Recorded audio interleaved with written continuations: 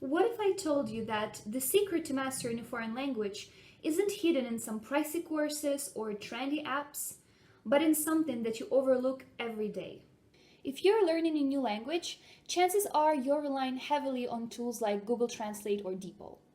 And I get it, they're fast and convenient, but what if I told you that by relying on them alone, you're missing out on a treasure trove of language insight? Today, we're talking about why your dictionary, not a translator, but a proper dictionary like Longman or Oxford, should be your language learning best friend. Let's dive in. First of all, when you search for a word in a translator, you usually get a simple equivalent. For example, you look up the word decision in Google Translate and you get a simple one-word translation. But open up a Longman or Oxford dictionary and you get an entire ecosystem of related words. You'll find to decide, the verb form, decisive, an adjective meaning able to make decisions quickly and confidently, indecisive, its opposite, decidedly, an adverb form meaning definitely or clearly, and decision making, the process of making choices. Each entry shows you exactly how these words connected and how they are used differently. And here's the brilliant part. Instead of stumbling upon these words randomly in different texts months apart and having to learn each one as a separate vocabulary item, you get them all at once. And because they share that common root, they all sound incredibly similar, which makes them very easy to remember.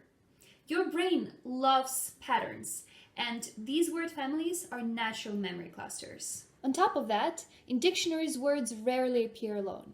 They're usually offered in combinations with other words, creating common phrases called collocations, and this is something that you will never find in a translator. Take the word account. A simple translation might tell you that it either means a bank account or a social media profile. But a dictionary will give you a whole string of natural phrases it's used in.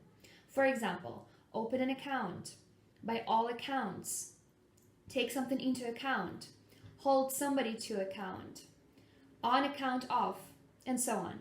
These are the kinds of expressions that make you sound natural and fluent because you're not just learning a word, you're learning the way real people use it. But here's where monolingual dictionaries really shine. They show you how native speakers actually understand words, not just how they translate. Take the word jaded, for example.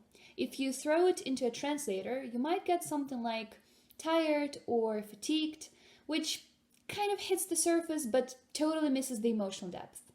A monolingual dictionary explains it as no longer enthusiastic or excited about things, usually because you've done or experienced them too much. Suddenly, you get it. A jaded person isn't just tired, they're emotionally worn out, maybe even cynical because life has dulled their enthusiasm. A jaded movie critic has watched so many films that nothing excites him anymore. A jaded traveler has been to so many places that new destinations don't thrill him like it used to. This nuanced understanding prevents those awkward moments, those linguistic faux pas, when you use the word that it's technically in the ballpark, but sounds completely wrong to native speakers. Let's look at a different example. Take the word resentful.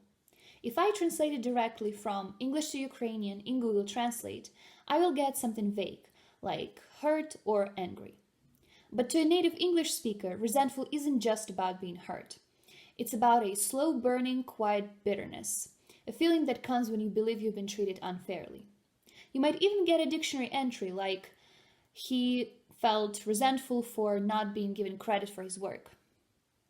That one line tells you everything, the context and the emotional weight.